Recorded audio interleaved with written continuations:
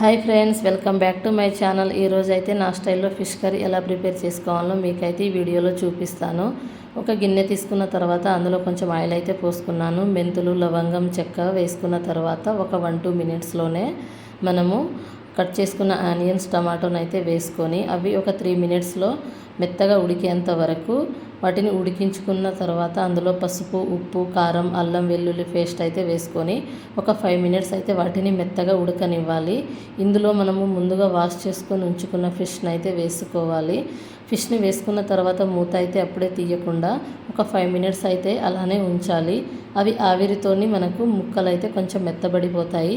అప్పుడు మనం ముందుగానే నానబెట్టుకొని ఉన్న చింతపండు రసంను అయితే ఇందులో పోసుకోవాలి. డైరెక్ట్ మనం ఇట్లా తిప్పకుండా జస్ట్ కదులుపుకోవాలి.